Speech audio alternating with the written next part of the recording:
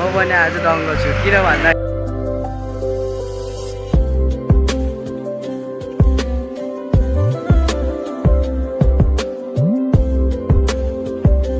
म पनि आज दङ्ग छु किन भन्दाखेरि क्या आजभन्दा 2 वर्ष अगाडि युट्युब त्यसमा अरू साथीभाइहरूले हालेको भिडियोहरू देखेर म दङ्ग परिरहन्थेँ है।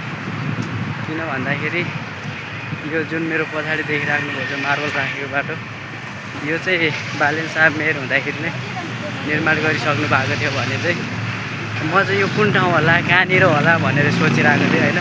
फाइनली आज नक्सा लगाउने बाटोतिर रहेछ। नक्सा लगाउने काम परेकोले गर्दा चाहिँ मैले यो बाटोको अवलोकन गर्न पाएँ।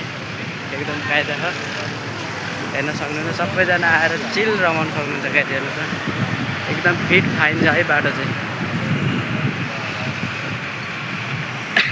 मार्बल हालेर टक्क हेर्नुहोस् न एउटा युरोप कन्ट्री भन्दा कम्ती चाहिँ भाइब छैन कि यो एरियामा बस्दाखेरि है।